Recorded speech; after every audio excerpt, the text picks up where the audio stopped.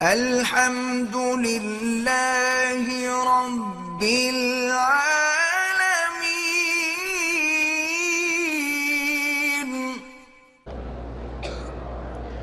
خواجہ محمد صاحب ہیں، دو بھائی ہیں، شادی کی اولاد نہیں ہوئی، اللہ ان کو اولاد نرینہ عطا فرمائے۔ ویسے بزرگوں نے یہی لکھا ہے کہ اگر سورۃ یوسف پڑھ کے دعا مانگی جائے تو اللہ اولاد دیتے ہیں، لیکن علاج بھی کرائیں، دوا بھی ہو دعا بھی ہو۔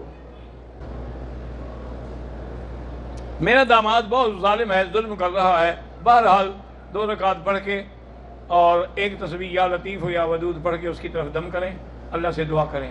پھر بھی اس کی اصلاح نہ ہو تو ایسے خبیث سے جو اپنی بیوی سے بھی لوط علیہ السلام کی قوم کا کام کرنا چاہتا ہے، اس سے تو بہتر ہے کہ طلاق لے لیں۔ ایک حاجی نے عمرہ کیا، حلق نہیں کیا، سلے ہوئے کپڑے پہن لیے، 5-6 گھنٹے کے بعد حلق کیا، دم پڑ گئی۔ کہتے ہیں جی کہ میاں بیوی ایک دوسرے کے بدن کو، شرمگاہ کو بھی دیکھ سکتے ہیں۔ ہاں جی بالکل دیکھ سکتے ہیں۔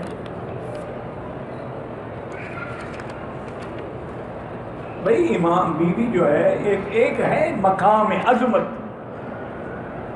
وہ تو بہت بلند ہے کہ بی بی عائشہ فرماتی ہے کہ واللہ مجھے اللہ کی قسم ہے میں نے حضور کا بدن شرمگاہ میں بھی نہیں دیکھی اور حضور نے میری شرمگاہ پہ کبھی نظر نہیں ڈالی۔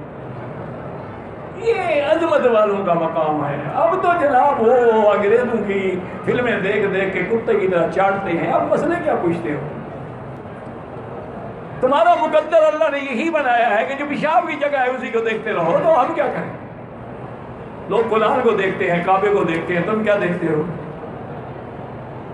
انا للہ و انا الیہ راجعون، اور کیا کہہ سکتے؟ اچھا ویسے ایک عجیب بات ہے، حکماء نے لکھا ہے کہ جو آدمی بہت زیادہ کثرت سے اپنی بیوی کی شرمگاہ کو دیکھتا رہے تو انشاءاللہ اندھا ہو جائے گا۔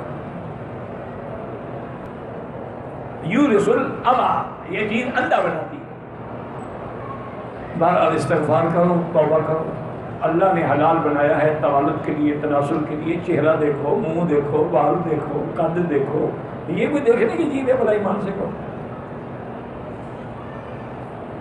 علامہ انور شاہ کاشمیری رحمۃ اللہ علیہ کی جب شادی ہوئی، جوانی کا زمانہ تھا، تو صبح کو طلباء ساتھی ہوتے ہیں نا اس زمانے میں جو ان کے یعنی برابر کے لوگ تھے، انہوں نے کہا حضرت آپ کی شادی ہو گئی، سہاگ رات گزر گئی، آپ نے ہمیں بتایا ہی نہیں کہ سہاگ رات آپ کی کیسے گزری۔ حضرت کی آنکھیں مبارک سرخ ہو گئیں، جوش میں آ گئے، فرمان لگے بات سنو، اگر میرے نانے کی سنت نہ ہوتی تو میں کبھی زندگی میں نکاح نہ کرتا، کیونکہ نکاح میرے مدنی پاک کی سنت ہے، میرے نانے کی سنت ہے، میں نے سنت پہ عمل کیا ہے۔ یہ کوئی بتانے کی چیز ہے، کوئی فخر کی چیز ہے کہ ایک عالم دین جو ہے ایک پیشاب کے مقام پہ بیٹھا ہو؟ میں کہا میرے اگر نبی کی سنت نہ ہوتی اور اللہ نے توالد و تناسل کا یہ ذریعہ نہ بنایا ہوتا کہ زوجین، 2 جوڑوں سے بچہ پیدا ہوتا ہے، میں تو کبھی شادی نہ کرتا۔ تمہیں کیا مسئلے پوچھنے ہیں؟ فلمیں دیکھو اور ان سے سارے سبق حاصل کرو، اور ان کا نتیجہ اور انجام بھی بہت ہی جلدی جو ہے وہ نکل آئے گا انشاءاللہ، فکر کرو۔ اللہ تبارک و تعالیٰ جتنے بھی لا اولاد ہیں سب کو اولاد صالح عطا فرمائے۔